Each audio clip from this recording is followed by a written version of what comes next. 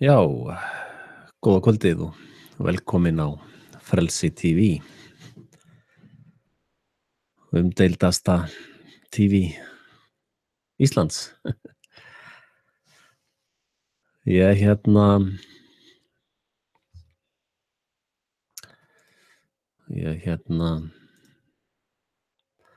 má slökka á sjálfum mér hérna.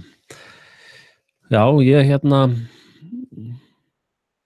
var í nokkuð skemmtilegu viðtali í síðustu viku við getuna mínar þetta Manchester hoax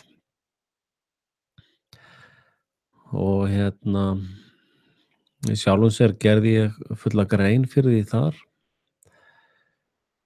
og ég vil benda ykkur á að læka eða joina grúppu sem heitir Frelsi TV samsæringaspjall og grúppa og þar deili ég, séra ég inn svona þeim punktum sem skipta máli í þessu samhengi. Og þar hef ég í sjálfum sér lagt fram fullnægjandi gögn eða fullnægjandi hjal þennan falska fána í Manchester. Og hann hefur uppfyllt öll skilyrði falsks fána, æfingar á staðnum. Kræsisleikarar, sagan meikar ekkert sens, Rita Katz sendir einhverjar tilkynningar frá Washington að þetta hafi verið ISIS og myndir af fólki sem annarkvort hefur dáið fyrir langa löngu eða ekki neinu samhengi við þennan atburð. Vitnin sem hafa verið að tjá sig, eins og þessi íslenska kona sem var að tjá sig, að hún las upp sama handrit og ég sá fólk lesa upp í Bandaríkjunum og í Bretlandi. Og mér finnst mjög ósmekklegt hvernig börnum var stillt upp fremst í þeim myndböndum. Og þeir sjáum mér að segja í Sandy Hook þá voru börn þar fremst í flokki líka og þar var haldið hálstak utan í beinni útsendingum.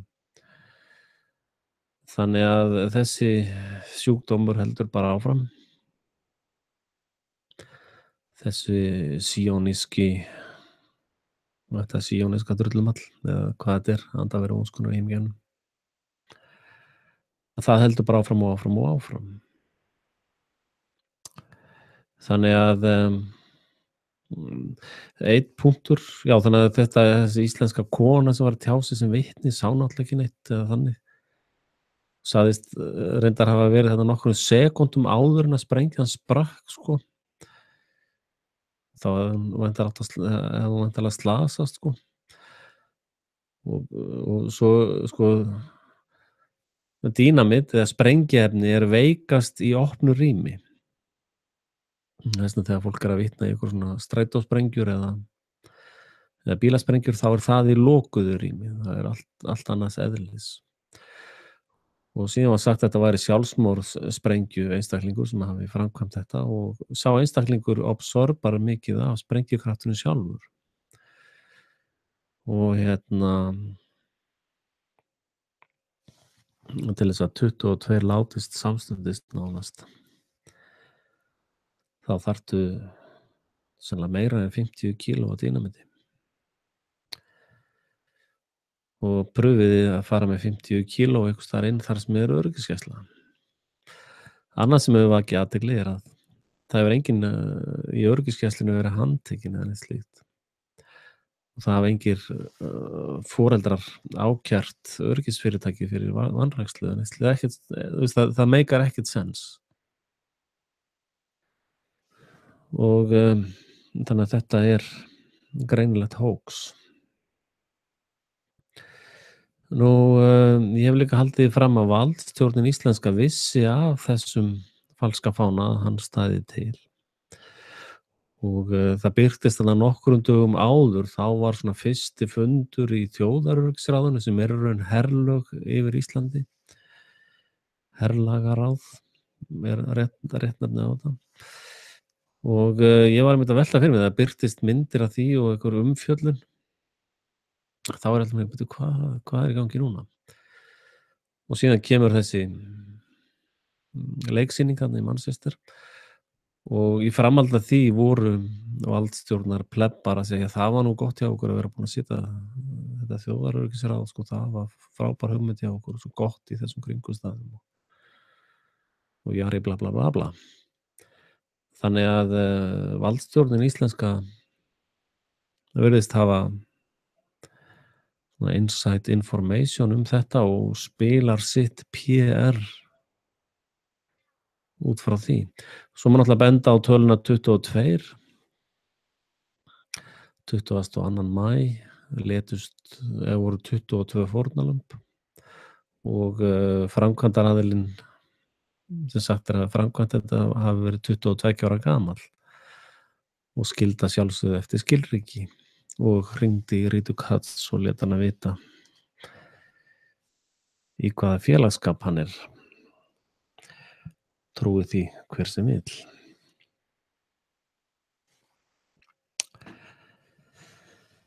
En já, ég semst er bara einn af vinnuþrælum veraldar, ég mikið bara að vinna og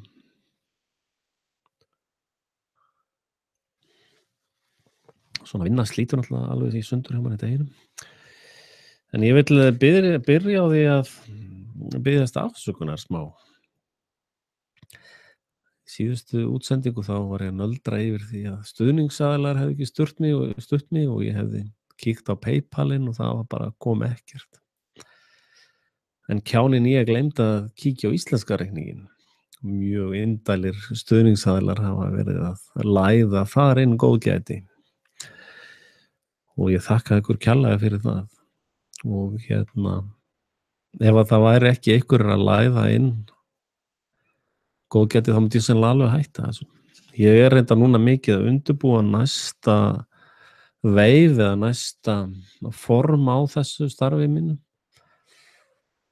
Og ég er nú reynda að byrja í sumarfríi núna þannig að það er spurning hvernig það þróast, hvort að mér nægi sumarfríi til þess að ganga frá því.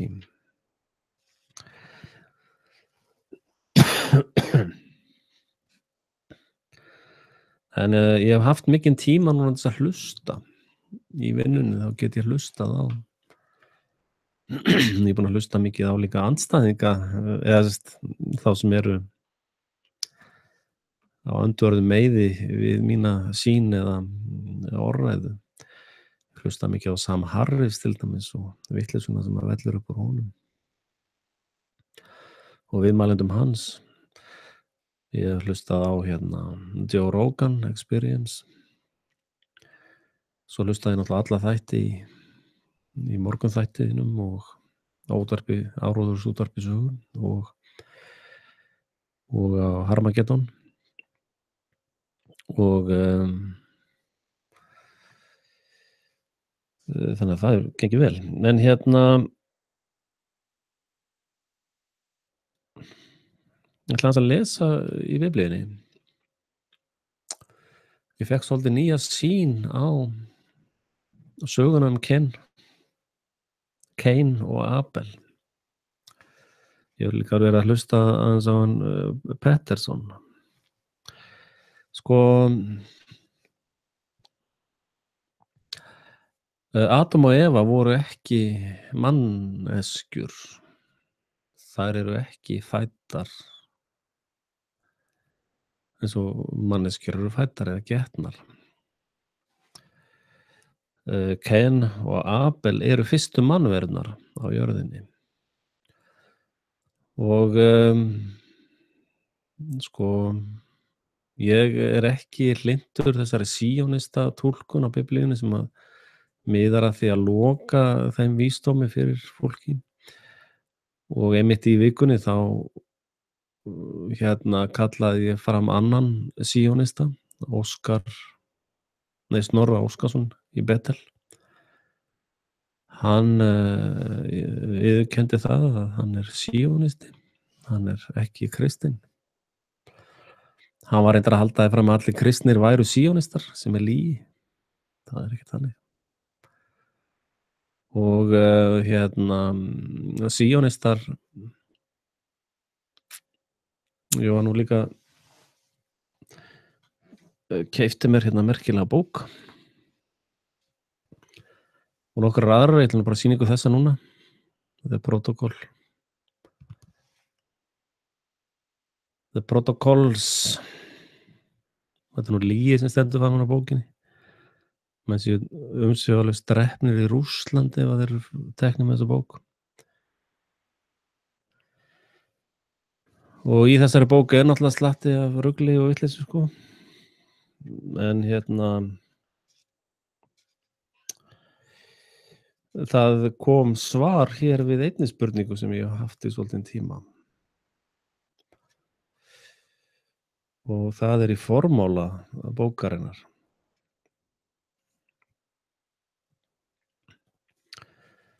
Og ég ætla að setja þetta svona, þannig að Guðjón geti tekið skjámynda af þessu þegar hann lesi þetta. Það er þessi kafli hérna. Og sjáðu, þetta er frá því 429 fyrir, þetta er eiginlega, þetta eru mjög gamlar pælingar virðist vera. En hérna er þessi 1881 sem þið sjáið á Alþingishúsinu.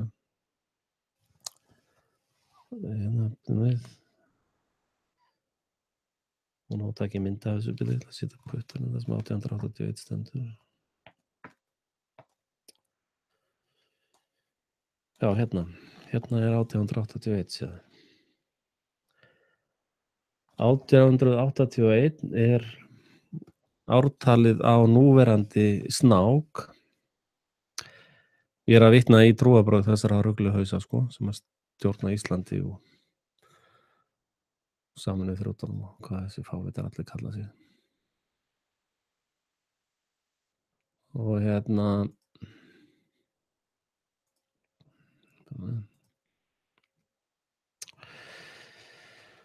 þannig að ef þið horfið á Alþingishúsið núna, fáið mynd upp af því og sjáu að þar stendur 1881. Og sjötti snákhausinn var í Berlín 1871 eftir Franco-Prussian War. Og sjöundi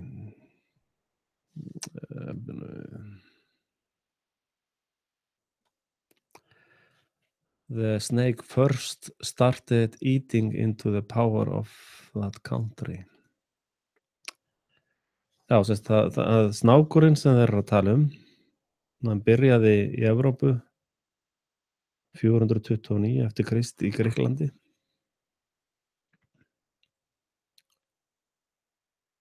Annað stigið var á BC. Og síðan var annað stigið var í Róm á tíma Ágústínusar árið 69.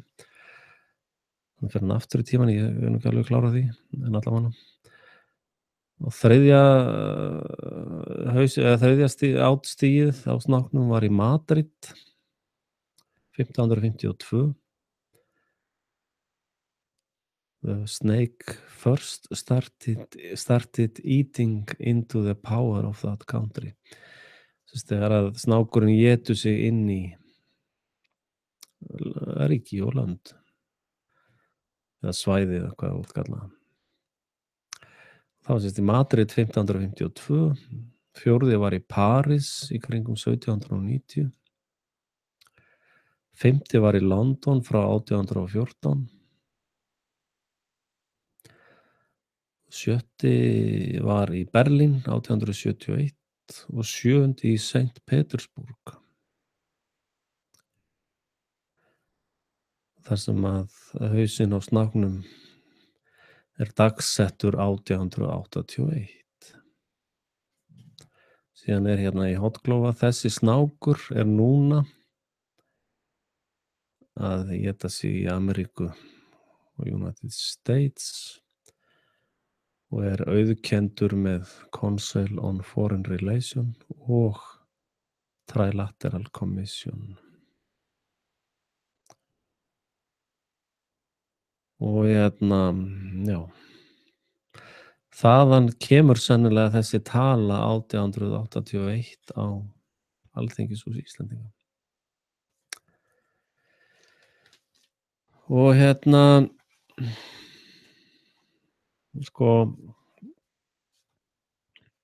öll þessi leyndu vísindi og þessi vísindi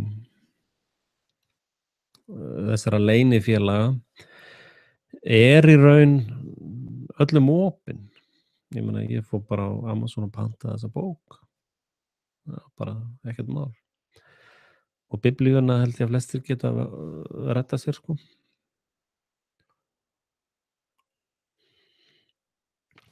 Af því að rótin að þessu öllu liggur í hinu mannlega eðli. Og þess vegna eru harmkvæmi Goims ómarktæk, af því að þau eru bara uppskera af sinni eigin heimsku. Ef ég lesi hérna í prótókollunum, ég hef lesið þetta áður, ég ætla að lesa þetta aftur á ganni. Það er athyglisvert að fólk með slæmar, þetta er svona þýtt að mér, hraðþýtt. Það er athyglisvert að fólk með slæman ásetning eru fleiri en þeir sem hafa góðan ásetning. Og þess vegna er besta leiðin til að stjórna þeim náð í gegnum ofbeldi og hryðjuverk eða hræðslu, terrorization, ofsahræðslu, en ekki með akademískum umræðum. Allir menn stefna á völd, allir myndu vilja vera einræðisherrar bara ef þeir gætu. Sjaldgæfir eru þeir menn sem eru tilbúnir að fórna eigin velferð fyrir velferð annarra. Og hérna, þetta sjáu þið bara fyrir framan ykkur í þjóðlífinu eins og Íslandi og alls staðar annars staðar. En sko, þetta er hægt að rekja líka bara aftur í Kain og Abel. Sko, Kain og Abel eru sem sagt fyrstu manneskjurnar á jörðinni. Og Abel var hjarðmaður en Kain var jarðyrkjumaður. Og hjarðmenn á þessum tíma voru engir aular, sko. Þeir voru með skriðalega stóran hópa fé, þessast af sauðum eða svona rollum, og þeir þurftu að verja rollunar fyrir ljónum og björnum og alls konar látum, sko, og úlfum, og þannig að þeir voru vel vopnaðir og áttu gjarnan í orrustum við svona óværur. En hérna,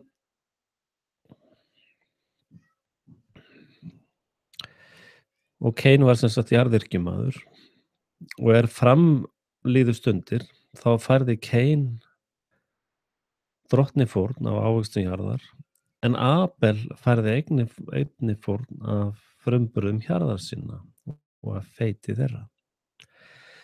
Sko, það er annað sem er athyglisvert við þetta vers, að þarna er framtíðin fundin upp líka. Bara strax þarna í fjórða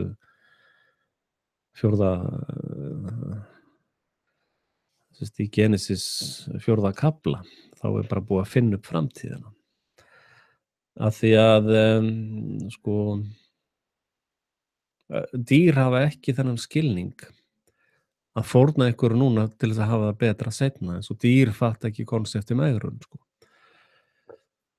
Og alls konar svona, fórnir sem þú framkvæmir í dag til þess að hafa eitthvað betra í framtíðinni.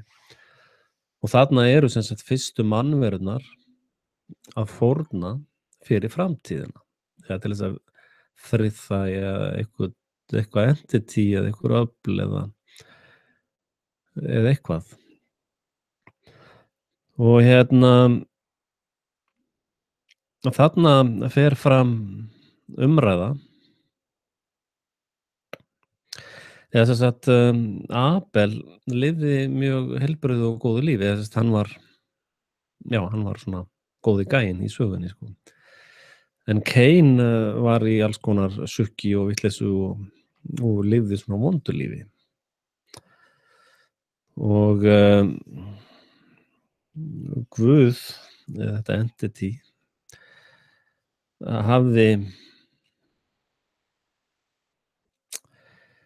hafði velþóknun á fórn Abels en fyrirleit fórn Cains. Að sem sagt uppskeran af lífstíl Cains var Guði ekki þóknanleg. En hins vegar Abels lífstíl var Guði þóknanlegur. Og Cain segir við bróðir sinn, Abel, göngum út á akurinn. Og þar drap hann bróður sinn.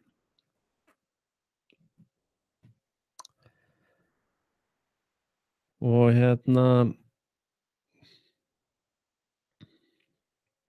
og dómurinn yfir honum,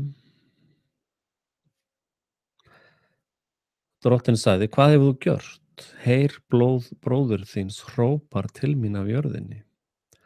Og skalt þú vera bölvaður og burt rekinn af akurlendi sem opnaði munn sinn til þess að taka á móti blóði bróður þíns. Af þinni hendi, þegar þú yrkir akurlendi, skal það eigi framar gefa þér gróður sinn. Landflóta og flakkandi skalt þú vera á jörðinni.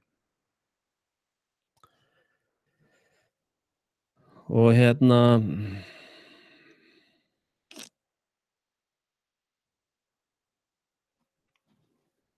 þarna var Abel náttúrulega farinn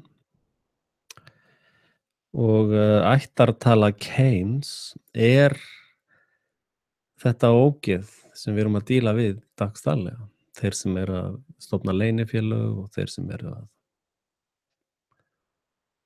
starta stríðum og þeir falla undir þessa skýrgreiningu Cains. En svo kannski annað sem að fólk hefur ekki tekið eftir í Biblíunni að Adam eignaðist annan son sem hét Seth. Og hann þá væntanlega einhvers konar góð ættkvísl. Reyndar segir hér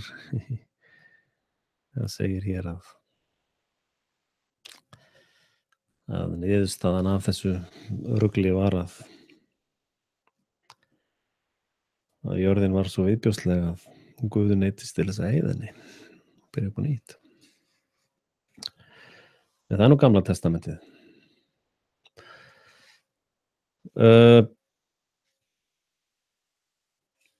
Förum þá í Lúkasar guðspjallið, þar sem hann vinur okkar, Lúkas læknir. Oft talað að það guðspjall sé næst raunveruleikanum svona. Þá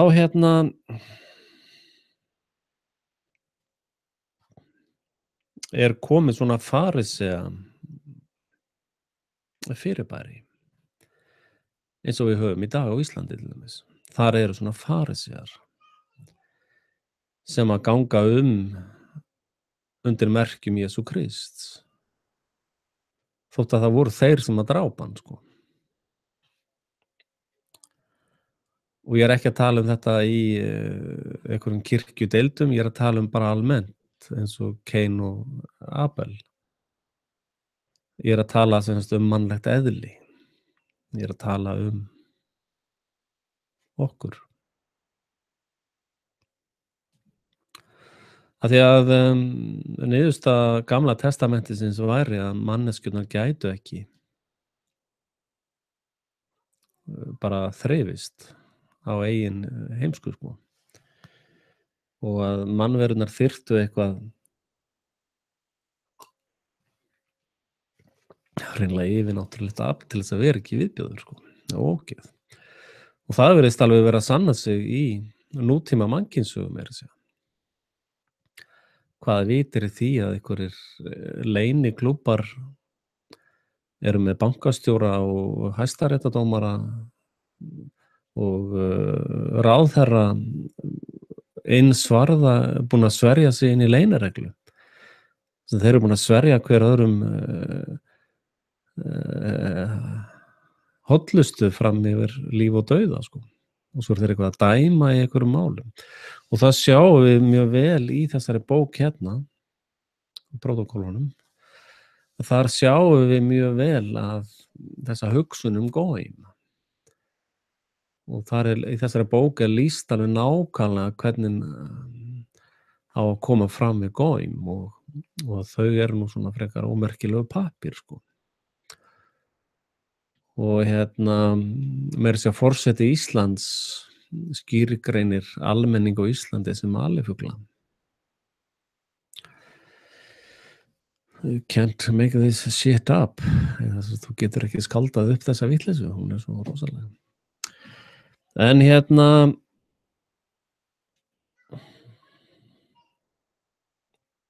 þegar að þeir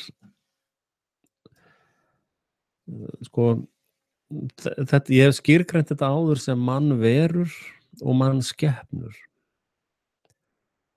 Að Abel var sem sagt mannvera, hrekklaus og bara gerði sitt vel. Cain var hins vegar mannskepna. Hann klúðraði öllu sínu og drap bróður sinn út af því hvað hann sjálfur var mikill aumingi, sko. Og þaðan kemur þessu hugsun með Satan að hann er komin til að stela, slátra og eyða, sko. Þannig að sko þessar arketýpur í sögunni eru tilraun forfeðra okkar til að senda visku inn í framtíðina. Eins og Cain og Abel uppgötvuðu fórnina. Ef við fórnum núna þá munum við uppskera betur eða eitthvað, skilur. Að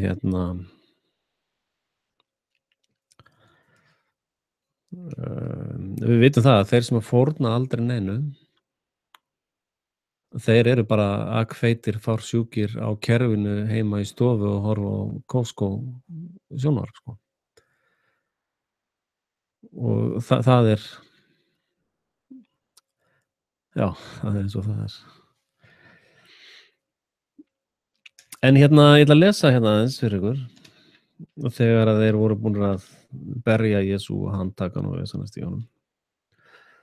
Nú var hann kominn fyrir ráðið, síónista ráðið, eða farisea ráðið, eða hvað vilt kalla það. Þegar dagur rann, já, þetta er þess að Lúkas 22, 66. Þegar dagur rann kom öldungaráð lýðsins saman, bæði æðstuprestar og fræðimenn, og létu færa hann fyrir ráðsfund sinn. Þeir sögðu, ef þú ert Kristur, þá segðu oss það. En hann sagði við þá, þótt ég segður það, myndi þeir ekki trúa því. Og ef ég spyrður, svarið þér ekki, svarið þér ekki. En upp frá þessu mun mannssonurinn sitja til hægri handar Guðs kraftar. Þá spurðu þeir allir, þessi plebbar hana, ert þú þá sonur Guðs? Og hann sagði við þá, þér segið að ég sé það, að ég sé sá. En þeir sögðu, hvað þurfum við nú framar vitnis við? Við höfum sjálfur heyrt það að munni hans. Það er ekki rétt, hann sagði það ekki, sko. Þá stóð allur skarinn, þetta pakk þarna, og færði hann fyrir Pílatus. Þeir tóku að ákæra hann og sögðu, vér höfum komist að raunum að þessi maður leiðir þjóð vora afvega, hann bannar að gjalda keisaranum skatt og segist sjálfur vera Kristur og konungur.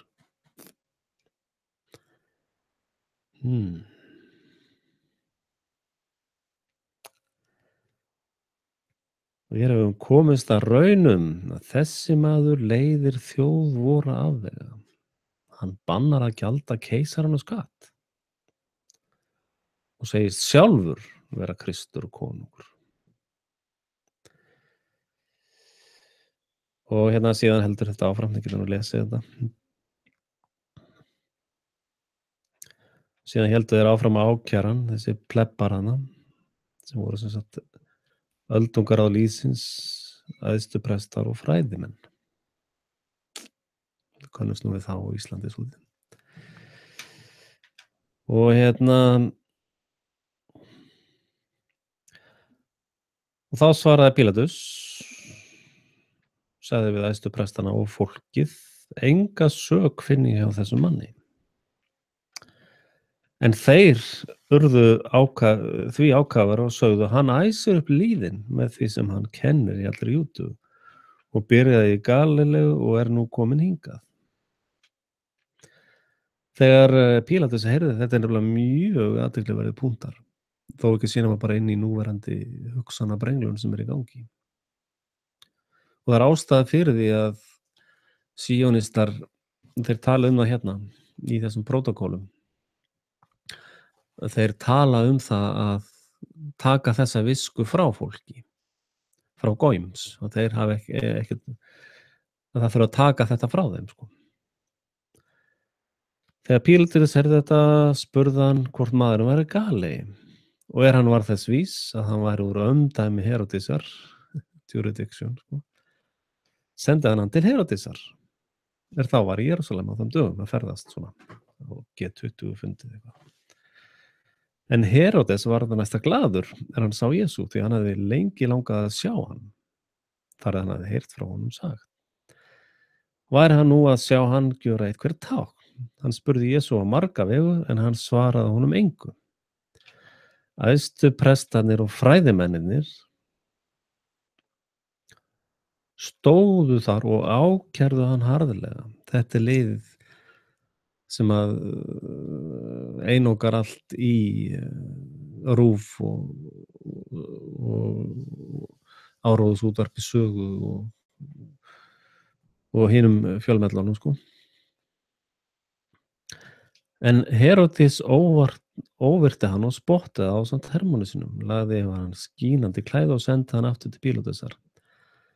Á þeim degi urðu þeir Heródis og Pílatus vinir, en áður var fjandskapur með þeim. Pílatus kallaði nú saman æðstuprestana, höfðingjana og fólkið og mælti við þá, þér hafið fært mér þennan mann og sagt hann leiða fólk afvega. Nú hef ég yfirheyrt manninn í yðar viðurvist, en enga þá sök fundu hjá honum, þér ákærað hann um. Ekki heldur Heródes, því hann sendi hann aftur til vor. Ljóst að hann hefur ekkert það dríkt dauða sé verð. Ætla því að hirta hann, raskillan, og láta lausan. En þeir æftu allir, það var sem sagt öldungar á lýsins, æðstuprestarnir og fræðimenn.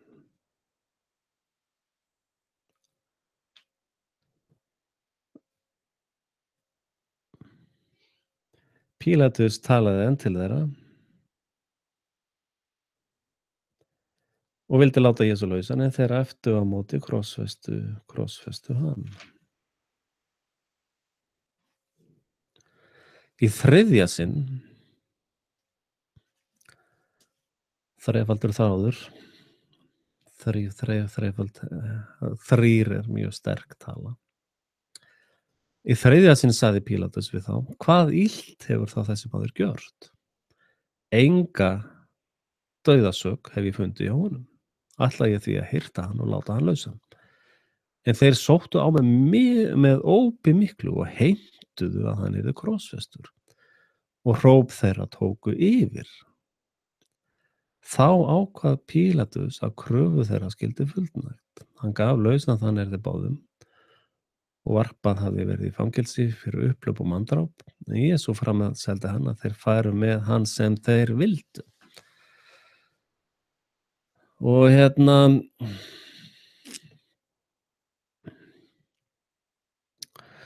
sko Pílatus og Heródes eru fulltrúar skjalavaldsins eða konungvaldsins eða valdstjórnarinnar og í þrígang sögðu þeir við getum ekkert gert af því þessi maður alls saklaus. En áfram héldu þeir þessir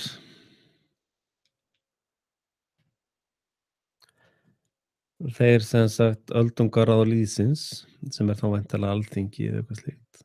Æðstu prestarnir sem eru þá þessir dómarar og bankastjórar og í dag þeir sem reka peningatrúarkerfið og fræðimenn sem háskólasamfélagið.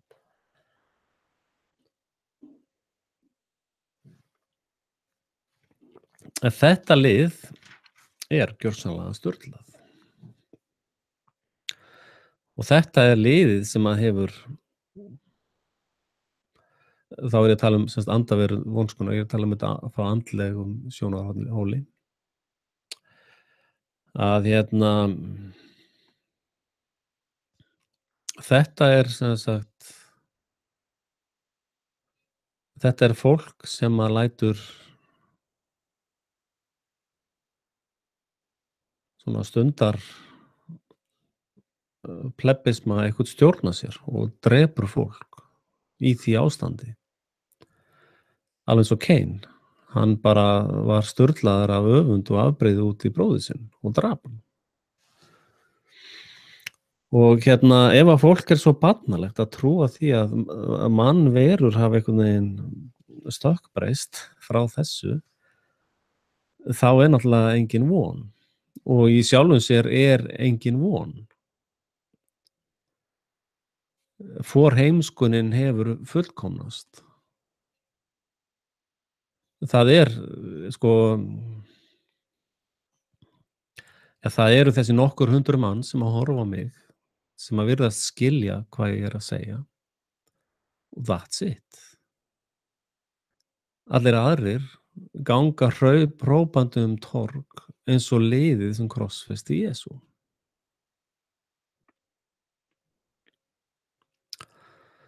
Og því miður, Snorri Óskarsson mjög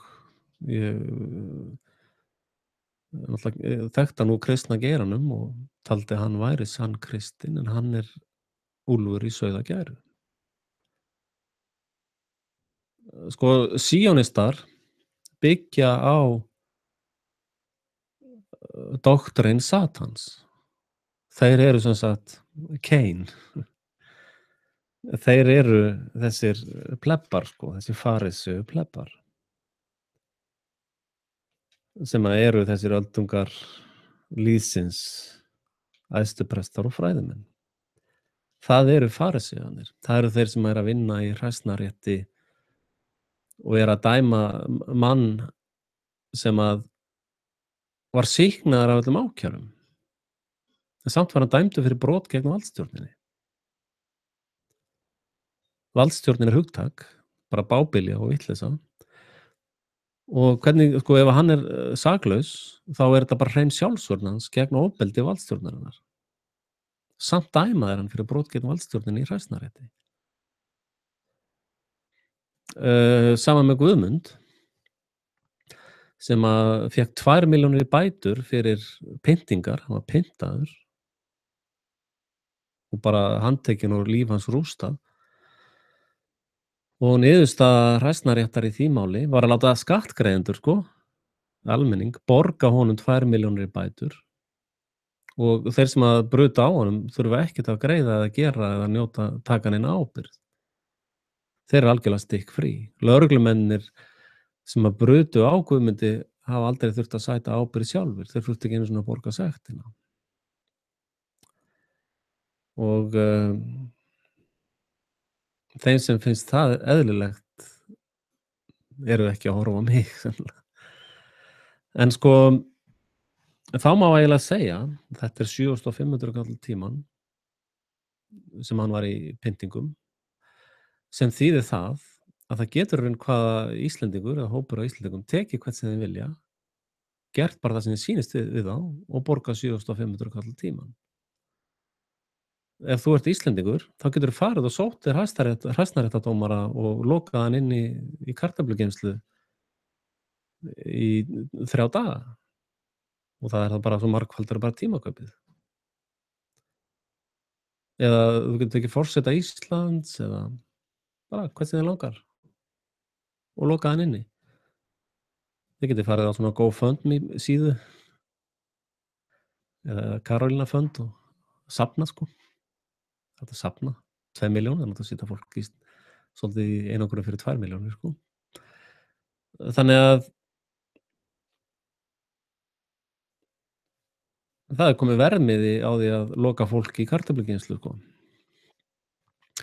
Og nú ef að þessir trúardómstóll myndi síðan segja, já, nei, þú þarft að fara í fangelsi fyrir að hafa gert þetta við hæstaréttardómara, þá er þú veist, þá er ekki allir jafnir fyrir lögum. Og sama er með brot gegn valdstjórninni. Sko, nú er ég forseti íslenskra víkinga. Ég hef sýnt ykkur atkvæðin hérna í krukkunni. Og þið getið líka, ég er að tala í þeóríu, sko, að ég er algjör friðarsinni og móti öllu ofbeldi, þannig að þið áttið ykkur á því. En lógist séð, lógus, er biblíulegt fyrirbæri. Lógik, lógus, já, samingi hlutana. Þið getið bara farið og handtekið ykkur. Bara og láta það finna fyrir því. Og með eitthvað svona bara bullshit ákærur. Og svo eru þær allar felldar. Þá kærið hann fyrir að hafa sýnt varnarviðbrögð þegar voruð að handtaka hann eða höndla viðkomandi sko. Og þá bara kærið hann, ég heyrði þetta er brot gegn víkingum sko. Þessi einstaklingur hefur brotið gegn anda víkinga. Þannig að hann þarf að greiða sekt fyrir það. Þú veist,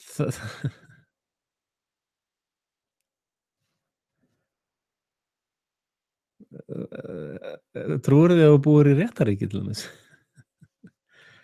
Þú veist, mikil er trúðin bróðir á vitleysuna.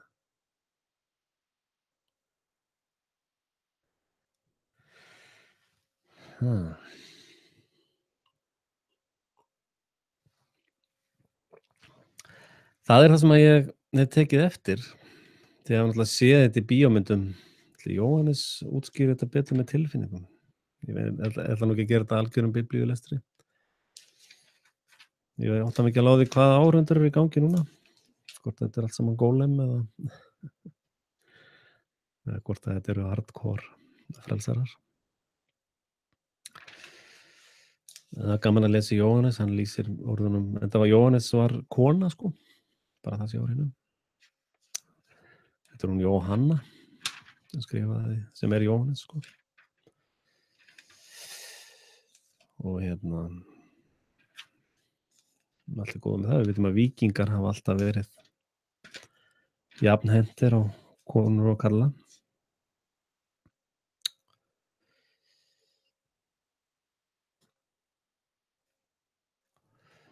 En já, ég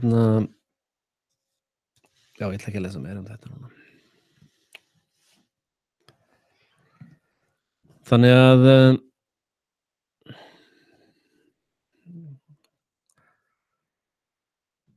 fólk lifir í gríðarlega miklum blekkingum.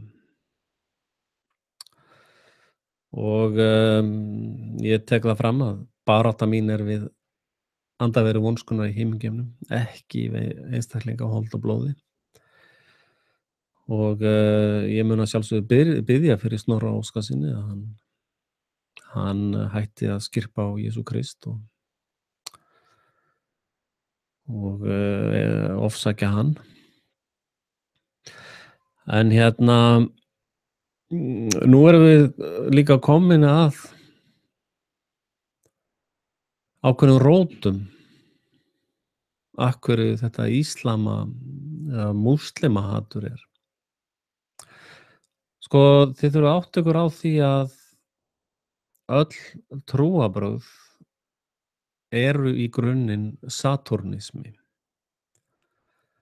Þið sjáið í Mekka þar sem að kassin er, þar sem að þeir ganga utanum, og þið sjáið kassan sem að gyðingar eru með á hausnum,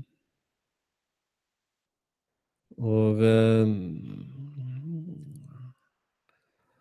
sko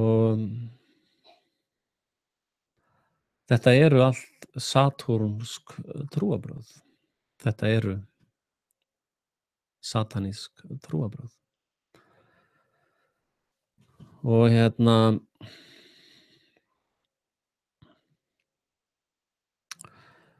sko ástæðan fyrir því að þeir hata íslam og sjaríalög svona mikið er að þeir banna okurlánastarfsemi. Það er bara algjört nei.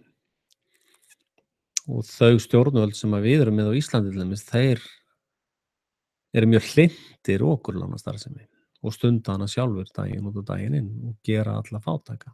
Það er þeirra vinna. Og síðan bara búlsitta þeir alla út á tún, sko.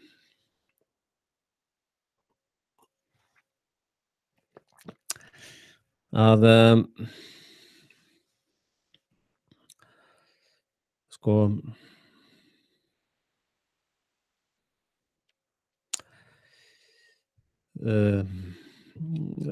það er bara einföld staðreynd, bara mælanleg staðreynd,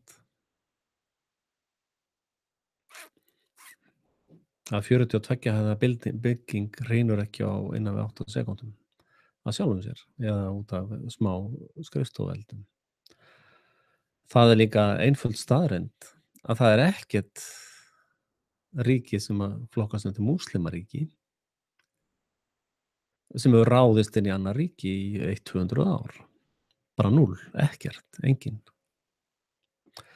Hins vegar hafa ríki sem eru undir valdi og áhrifum síónismans, þau hafa bara undanfarin 200 ár verið í innrásum að undanskildum held í 2 árum.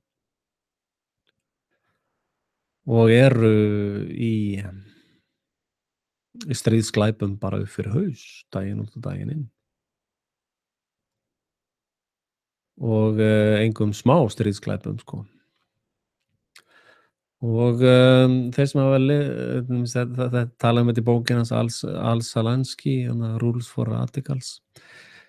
En þetta er líka þekkt aðferð, svona projection, sko. Og þú kennir andstæðingunum allt sem þú ert að gera sjálfur, en hrósaðir af öllu góðu sem hann er að gera. Það er bara svona Politik 101, sko. Eða PR 101. Og sko, þegar að síónistar eru að saka múslimum að sprengja sig til þess að fá 72 hreina meyjar, eitthvað svona, þá er það þannig að þeir eru að nauðga og fórna hreinum meyjum sem er ræna í þess að þeir eru í stríði eða í gegnum barnaverndarnefndir og fleiri slíkt. Þannig að það er þetta er vitað núna og viðurkennt. Meira að segja fyrrverandi forsætisráðherra Bretlands, Heath eða hvað heitir eitthvað svoleiðis, hann hafði þessa kinky þörf að það var sett plastik, eins og er gert í Dexter núna, sjáðu. Það var sett plastik á hótelherbyggi hjá honum og Síðan var komið með ungar stúlkur, 4, 5, 6 ára, eitthvað svoleiðis og þær skornar á háls bara fyrir framan hann og eitthvað svona kinky stuff, sko. Og þetta var bara í gangi, sko. Og breska konungsfjölskyldan eða sem sagt allt þetta lið er á kafi í svona drullumalli, sko. Og að hluta til er þetta praktískt hjá þessum satanistum eða síonistum eða hvað þú vilt kalla það. En það reyndar ekki allir síonistar satanistar, sko. Það þarf ekki endilega að vera þannig. En síonistar eru náttúrulega mjög áberandi akkúrat núna. Það er svona nafnið á þeim, þessum andskotum hér og nú. Þeir skipta oft nafn og kennitölu. En sko, að hluta til er þetta það er method to the madness, sko. Að þú kemst ekkert til valda í þessu kerfi Satans nema þú sért kompromissaraður, eða sem sagt að þú hafir, það er til mynda er að runka þér á barnið sem verður að drepa eða þú ert að drepa eitthvað svoleiðis, það er til myndbönd af því. Þannig að þú ert gjörsamlega undir stjórn þessara aðila. Og önnur ástæða fyrir barnafórnum og eða þessu, ég veit ekki hvað ég á að kalla þetta. Önnur ástæða fyrir því að þessir aðilar eru að nauðga og myrða börn og drekka úr þeim blóðið og ég veist að það er til þess að deyða í þeim sjálfum alla samkennd með öðrum manneskjum. Þeir eru sem sagt að breyta sér í manns skepnur eða oft vitnað í þá sem snáka.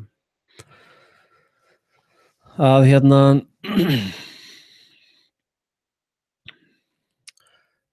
og sama er með pyntingar. Þeir taka til dæmis í Afganistan og í Írak. Þar er nokkuð ljóst og athuga að þeir eru ennþá með Guantánamo í gangi. Að það er nokkuð ljóst að þar voru þeir að stunda það að nauðga börnum fyrir framan foreldra, drepa börn fyrir framan foreldra sína og bara allt það ógeðslegasta sem þú getur hugsað í höfðinu er þetta fólk að framkvæma og hefur verið að framkvæma undanfarið. Og þessi fyrirtæki í kringum þennan hernað eins og Dynacor eitthvað svoleiðis og Halliburton og hvað er öll þessi hvítu hjálmarnir, já, öll þessi ógeðs fyrirtæki í kringum þennan rekstur að þeir hafa verið staðnir að verki við þessa starfsemi. Og sko, þeir hafa líka verið mikið, þar koma læknar án landamæra inn í. Þeir eru mikið notaðir á þessum svæðum til þess að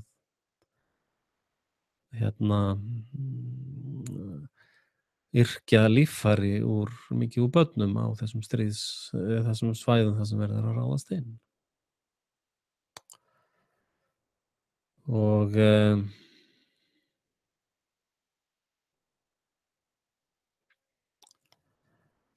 þetta er öllum opinbert sem að nenna að rannsaka meira heldur en Morgunblaðið eða Vísir eða hvað þessir fjölmiðlu pleddbar heita.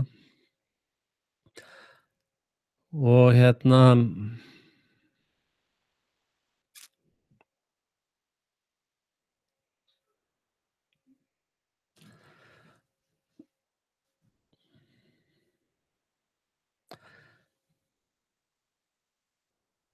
þannig að þetta er hinn blákaldi raunveruleiki sem að við þurfum bara hreinlega að horfast í augu við.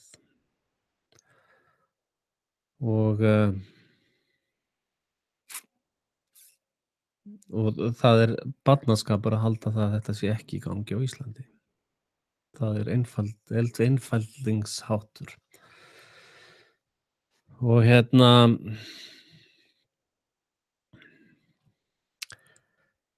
það er alltaf bara spurningum í hvað miklu mæli. En núna eru virðist vera ákveðin tímamót vonandi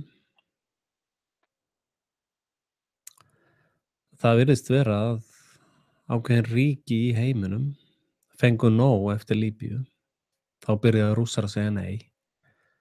Nei, það þarf nú að hætta þessu rugli, sko. Og í kjölfarið á því þá virðast Evrópuþjóðirnar hafa ókyrrst töluvert. Því þessir aðilar sem að prima mótus í þessari glæpastarfsemi og voru alltaf að reyna að draga það meira og meira út, og þið sjáum núna meira að segja að það er verið að vanvirða Trump í Evrópu. Þið sjáum þessa ferðans, hann fer fyrst til Sádi-Arabíu og tóttar á þeim til hann. Og svo fer hann til Ísrael og leyfir netta að taka sig í raskatið, sko. Og svo fer hann í Vatikanið, tóttar til hann á þeim kalli. Og svo mætir hann í NATO.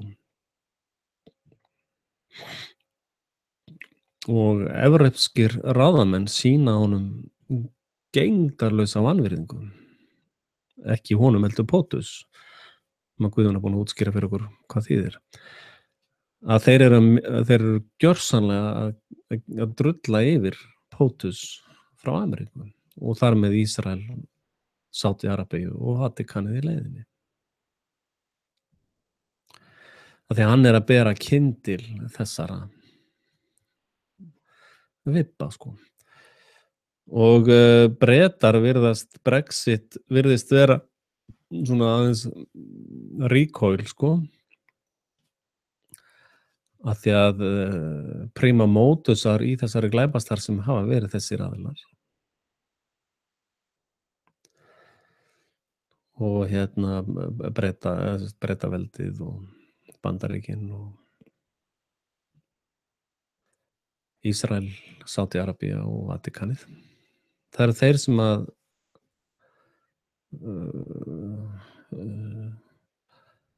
að keyrðu heimsstyrjöld 1 og heimsstyrjöld 2 og er að reyna að starta núna heimsstyrjöld 3. Og þetta staðfestir svolítið mínar spár. Ég var nú búinn að segja það fyrir nokkru að flestir sæju einhvern veginn fyrir sér að einhver ríki í Mið-Austurlöndum væri að fara stríðið yrði á milli Kínverja og Evrópu og NATO, eða það væri NATO í stríði við einhver ytri öfl. En spá mín það að Evrópa og Rússar munu berjast gegn Ísrael, Bandaríkjunum, Bretlandi, Sádi-Arabíu og Vatikaninu. Það virðist mér vera línar sem að dragast upp. Og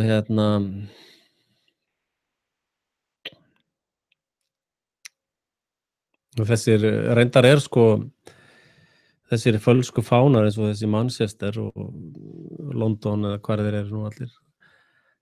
Það reyndar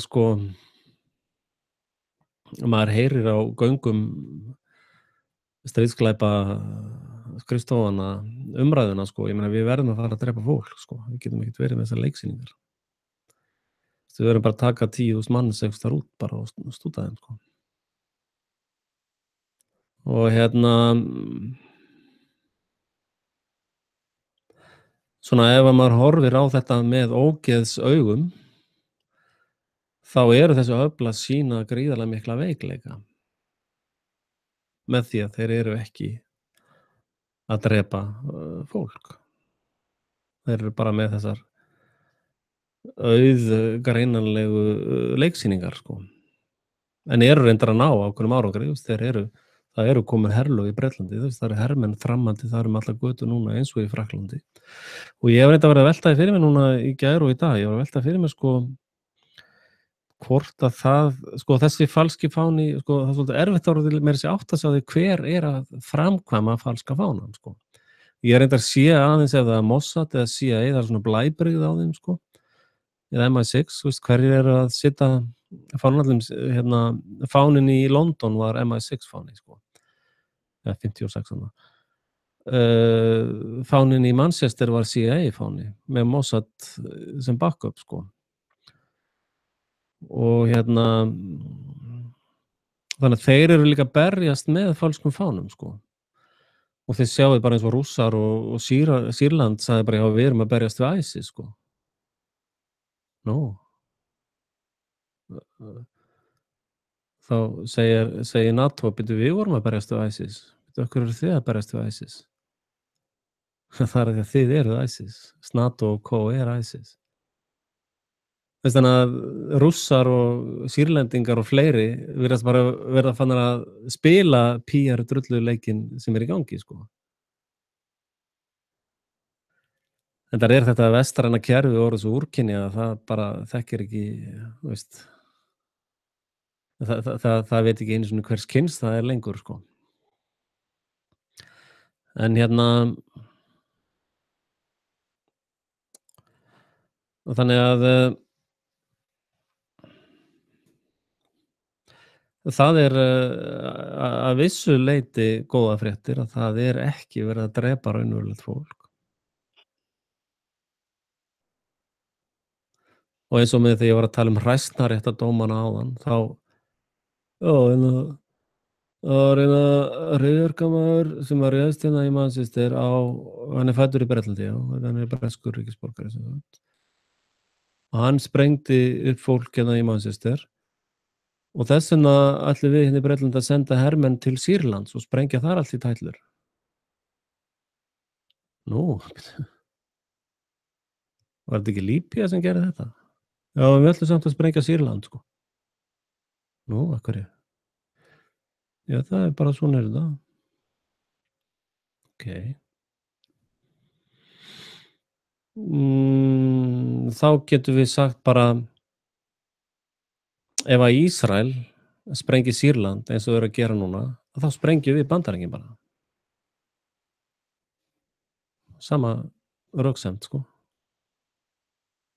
Eða þá geta Rússar bara sprengt Bandaríkin og sagt: "Bíddu, Ísrael var að sprengja Sýrland", eða þeir eru búnir að sprengja allt í kring alla tíð. Sprengja börn á Palestínu meðan að Ísraelsmenn sátu þar í brekkum og klöppuðu í hvert skipti sem að sprengja féll á börn sem voru sofandi heima hjá sér. Guð hjálpi mér.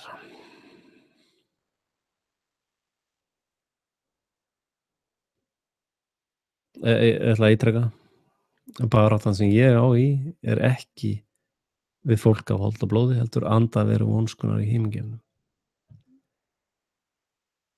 Og því miður þá sé ég mikið af kristnu fólki hlaupa í faðm djöfulsins. Og það hryggir mann alltaf að sjá það.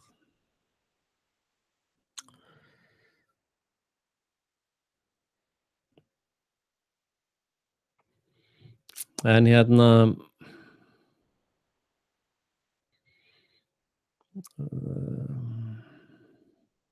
það er ég held þeirri spáti að það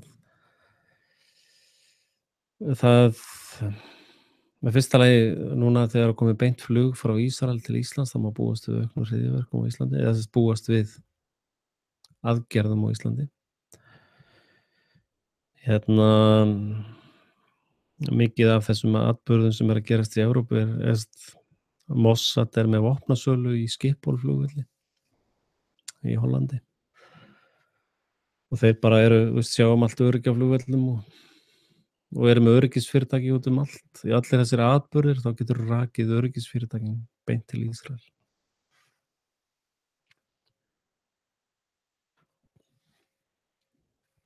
Og Ísland er gríðarlega mikið af öryggisfyrirtækjum með þessu sömu tengingar.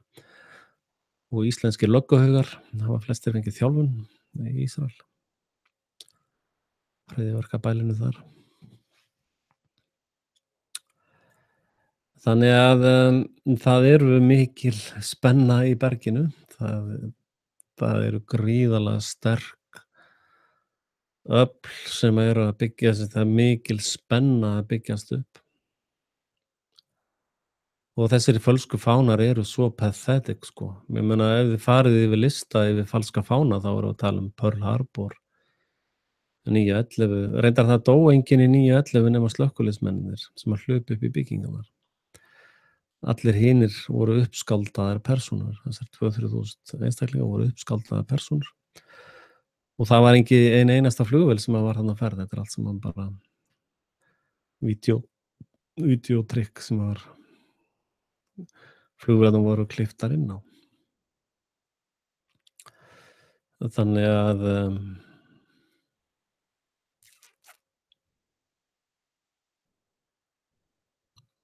það er ekki öll vitleysan eins. Viljið að ég tali um eitthvað sérstakt? Ég held ég fari nú bara að slíta þessu, það er kominn klukkutími. Og hérna það verður náttúrulega djúpköfun á morgun með honum Guðjóni Hreimberg. Hann er búinn að vera duglegur að gera vídeó. Hérna, vinna og fjölskylda situr aðeins að ryþman úr. Það er svolítið öðruvísi ryþmi, sko. Og líka, sko, eins og með það, ég var ekkert með neina beina útsendingu í kringum þetta Manchester, ég bara gaf út þessa yfirlýsingu og hef póstað það sem aðrir eru að segja yfir á Frelsi TV, Samsari spjallið, sem er grúppa sem ég skora á okkur að joina. Og það er þess að slatta fólki farin að birta þar líka. Og hérna, já, ég birti þar líka grein við Theresa May, sem hún er að tala um að vera með nýtt internet, þar sem allt er ritskoðað af stjórnvöldum. Allt, þú veist, Facebook-færslurnar þínar. Það er náttúrulega, ég varaði við því lengi, sko.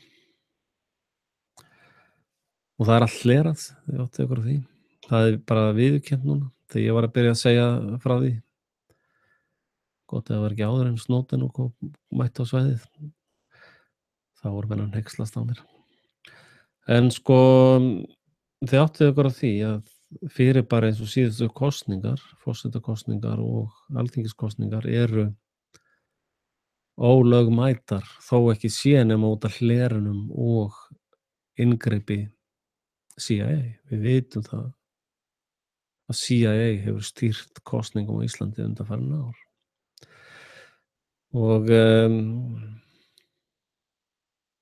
ég hef nú bent á ýmsar aðferðir sem er beitt, sko, eins og kassanið, kossunum er bara skipt út og fleira slíkt og svo náttúrulega gríðarlegt social engineering og hleruð í raun og öll heimili landsins. Og þegar tekna kannanir þá vita það nákvæmlega svarið fyrirfram, sko. En þið sjáu það líka bara á liðinu sem er á Alþingi til dæmis.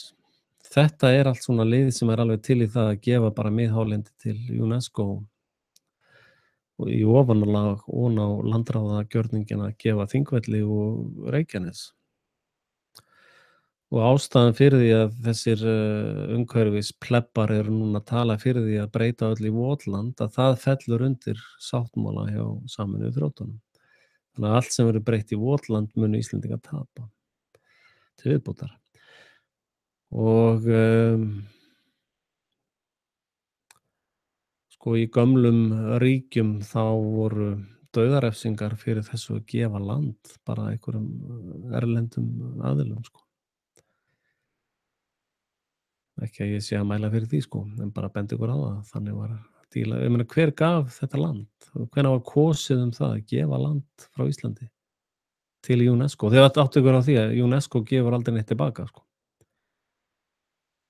Og þeir nýta sér UNESCO lönd til hernaðaraðgerða. Það hefur verið gert í Írak og Afganistan og öllum þessum löndum. Og þar kemur þessi furðulega ræða Trumps inn, þar sem hann var að tala um snákinn og konuna. Að snákurinn var út í kuldanum og sá þarna góðhjartaða konu koma og veldi, já, bjargaðu mér, ég er að frjósa hér í hel. Og konan, já veist, svo byrjaði hann eitthvað samtal, sko. Við getum hlustað á þessa ræðu hans Trumps. Og í lokin þá beit snákurinn konuna og drap hana. Og í dauðateyjunum spyr konan hvers vegna gerur þetta og hann svaraði snákurinn, já, þegar þú hleyptir mér inn þá vissirðu að ég var snákur. Þetta eru skilaboðin frá þessum aðilum sem við erum að gefa bara land. Já, bara, heyrðu þið Reykjanesið. Heyrðuð þið bara hérna Alþingis Þingvöllina? Já, já, heyrðuð þetta bara. Og það er fólk sem er að segja opinberlega: "Við erum snákar, við munum bíta ykkur og drepa ykkur." Þú veist, hann er bara að segja opinberlega. Reyndar á myndmáli, en ertu svona heimskur og skilur ekki einfaldasta myndmál í heimi? Come on.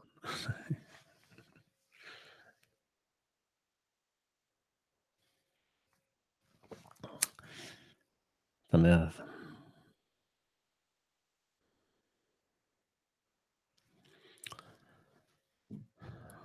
talandi forseta Pótusa, að munið þessa ræðu: "Þið hatið frelsi okkar,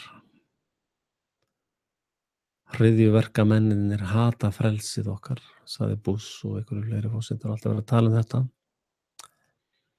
Er það ekki bara eðlilegt? Ef að einhver drepur og nauðgar fjölskyldunni þinni, myndirðu þá ekki hata morðingjann og nauðgarann fyrir að hann gangi frjáls? Þannig að ég sé ekkert óeðlilegt við að þetta drullupakk sé hatað. Mér finnst það ekkert óeðlileg tilfinning, en það er náttúrulega, hatur er óuppgerð reiði og hatur sem er ekki dílað við endar í beiskju. Og beiskja er mjög vondur förunautur. Og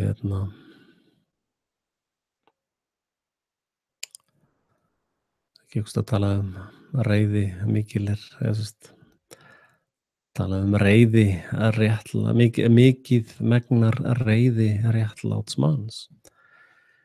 Ég sé ekki betur en að reiði gegn þessum ríkjum sé eðlileg.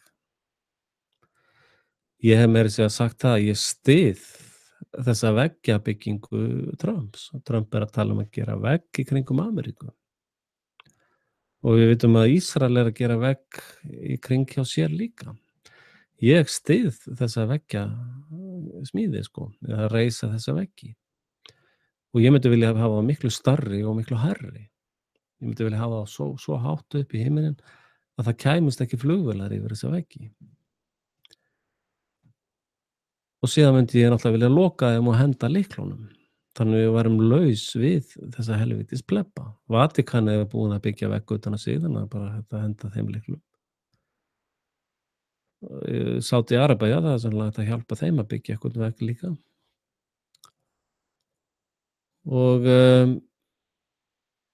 en það er ekki engar aðra þjóðir að byggja, ég meina, eru Íslendingar að byggja einhvern vegg í kringum sína þjóð? Eða landið sitt? Eða, eru Svíar að gera það, eða Norðmenn, eða af hverju?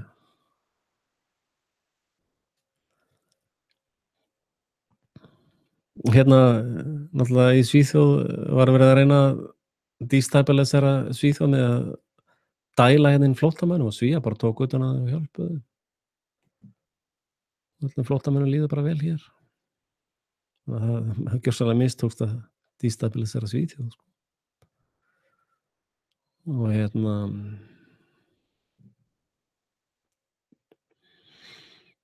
og þessir síónista plebbar, það er nú eitthvað blautt hjá þeim púrið, Það er nú eitthvað blautt í þeim. Eitthvað blautt, tussu blautt hjá þeim túrið, í púrið. Þetta er gjörsamlega vitstóla fólk, sturlað pakk. Og ef að Jesús hefur komið aftur í Palestínu, þá hefur hann sennilega verið forsvaraður í voggu, eða í jötu. Sennilega hafa Ísraelsmenn brennt hann lifandi með fosfórsprengjum á meðan hann lá í rólegheitum í jötu sinni í fjárhúsinu. Og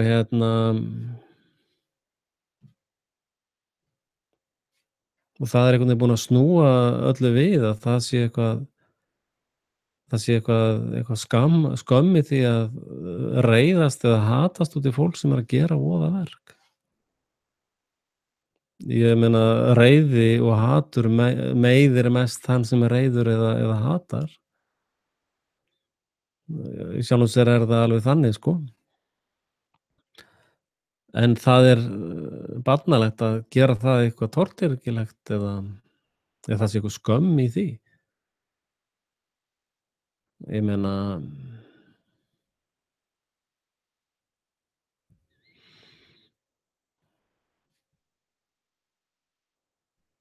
hugsaðu bara dóm eins og ég var að vitna í áðan, þar sem að maður er dæmdur fyrir brot gegn valdstjórninni en sýknaður öllum öðrum ákæruvaldinu. Hmm. Pælið í einstaklingi sem er settur í fangelsi og pyntaður í langan, langan tíma. Þeir sem að framkvæmdu glæpinn þurfa ekki að gjalda hann eins. Ég meina plebbarnir sem eru að þurrka upp allar eignir víkinga Íslands eru bara, þú veist, að stunda okurlánastarfsemi sem er ekkert annað en skipuleg glæpastarfsemi og verðtryggingin er þar á meðal. Verðtryggingin er sjálftökuréttur á fé annarra. Látið mig reikna verðtrygginguna út í 10 ár og við skulum sjá hvernig það fer. Þegar þið kjósið mig sem forseta þá tek ég til mín útreikning á verðtryggingunni. Það er alveg á hreinu. Það er rosalega verið gaman að sitja mig sem forseta. Það er bara svona fyrir sportið, sko. Og ég myndi taka alveg bara planið frá Erdogan. Erdogan bara er með þetta. Hann hreinsaði út hjá sér bara alveg. Þið getið lesið hérna Turkey coup d'etat eða hvernig það var eða þar er því lýst bara í smáatriðum hvernig hann hreinsaði út landið og kannaði drulluna út og þessa síónista plebba, hann bara hreinsaði það úr landinu. Og bara gaurinn er snillingur. Það er svo einfalt. Þeir voru komnir í dómskerfið og menntakerfið og út allt bara með þetta drull allt sitt, sko.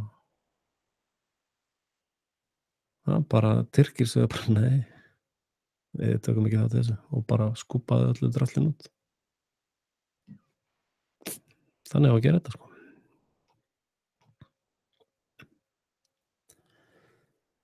Og hérna, já. En sem sagt, það komu nú engar spurningar. Voðalega hljóðir hlustendur í kvöld. Það er menn komnir úr rútínu, það er alltaf langt síðan að ég tjáð mig. En hérna, það verður annað prógram á morgun.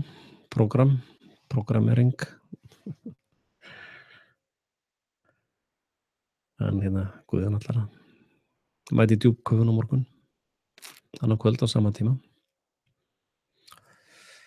Og hérna, endilega haldið áfram að styrkja mig og fyrirgefið mér að ég gleymdi að tékka á íslenska reikningum áðan ég fór að skammast síðast. Og hérna, ég er búinn að í dag og í gær var ég aðeins að rannsaka hluti og ég hef ekki gert það lengi. Og hérna, ég þarf víst að vinna til þess að halda fjölskyldunni gangandi. En það væri gríðarlega mikill draumur að geta lifað á þessu media dæmi mínu. Og er ég opinn fyrir öllum hugmyndum hvernig ég get framkvæmt það. Og náttúrulega ef þið byrja að styðja, fleiri og fleiri byrja að styðja starfið þá gerist það svo sem að sjálfum sér. En hérna, já, endilega styðið Frelsi TV ef þið getið og heimasíðan, hún hérna, ég laði hana nú niður, þetta var það nú óvart í upphafi en svo ákvað ég bara aðeins að bíða með hana, hún var svo feit síðan, það nú svona ýmsar tæknilegar ástæður fyrir því, þannig ég ætla að byrja upp á nýtt með magra síðu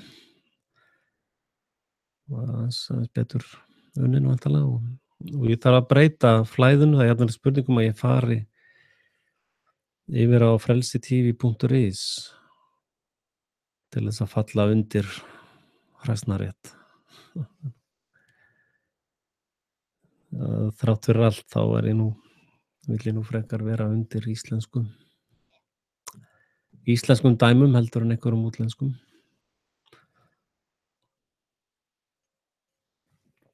Og .com kerfið er núna undir Sameinuðu þjóðunum.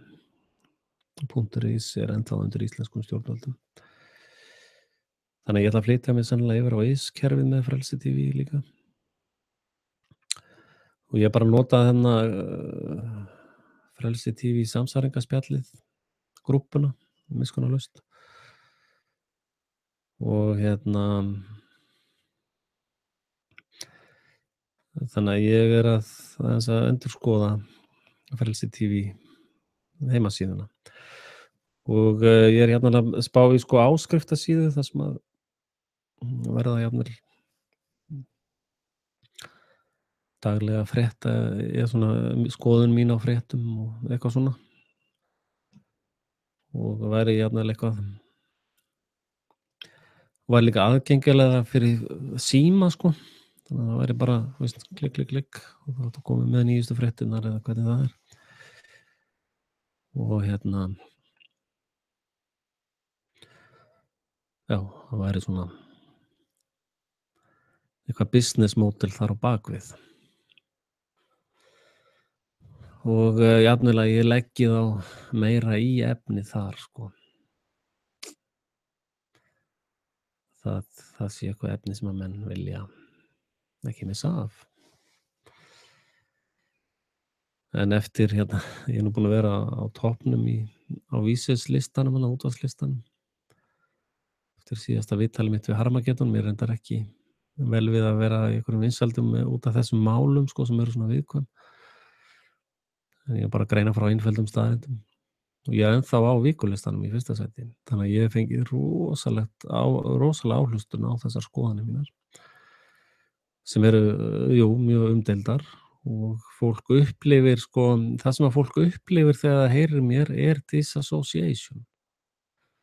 Það er skýrgreind psychosis. Það er skýrgreind upplifun. Það er ekki náttúrulega skoðun mín á því að geðveiki geðvísindin eru hók, eru fjársvikastarfsemi. Já, minnum á eitt sem að ég ætla að nefna. Það er að gera það fyrr. Það er ríki eins og íslenska ríkið er Ponzi-svindl. Og sama er með starfsemi eins og lífeyrissjóða starfsemi á Íslandi, það er Ponzi-svindl. Hvernig get ég haldið því fram að íslenska ríkið sé Ponzi-svindl? Það er ofsalega einfalt að sjá það. Þeir sem að stunda Ponzi-svindl, þeir taka inn gríðarlega mikið af peningum á lognum fyrirheitum. Og meðan að svikamyllan er í keislu þá borga þeir hæstu vexti og eru svona opaslega góðir en lifa jafnframt eins og kóngar á meðan. Þeir eru bara að kaupa sér einhverjar skrilljón dollara villur og eru bara með einkaþotur og stæla Og það er það sama og valdstjórnin íslenska er að gera. Þeir lifa allir eins og greifar það borga, þeir taka peninga í brennivínu ofan í sig og matinn og bílana og það er allt uppihald og þeir lifa á háum launum og það er Ponzi-svindl Ef að þeir væru þjónar þjóðfélagsins eða þjónar þeirra sem væru að borga skatta eða sem þeir neyti til þess að borga skatta, þá myndu þeir labba í vinnuna og þeir myndu vera með sömu laun og skúringa eða lægstu launin í landinu. Það er fólk sem er að vinna að einhvers konar félagsmálum. Og þú getur aldrei ákært mann sem að rekur einhvers konar sjó, tekur við peningum og lifir svona munkalífi bara. Og svo fer allt á hausinn og í vitleysu. Þú getur aldrei ákært slíkan mann fyrir Ponzi-svindl. Af því að lífstíll hans stemmir ekki við þá ákæru. Hins vegar ef það er einhverjir aðilar sem taka við fullt af peningum og lifa síðan eins og greifar og ljúga öllu og svo fer bara allt í klessu einhvern daginn og þeim er bara skítsama því þeir eru búin að lifa eins og greifar á meðan að svikamyllan var í gangi. Það er Ponzi-svindl. Og þess vegna er í raun ofboðslega einfalt að ákæra alla valdstjórnina á Íslandi frá A til Ö og alla lífeyrissjóðina og þeim sem fylgja eru þar að störfum og ákæra þá fyrir Ponzi-svindl. Og víkingadómur myndi taka við slíkum ákærum til dæmis. Og það er mjög auðvelt að sanna það, sko. Mjög auðvelt. Og liggur eiginlega bara alveg opið.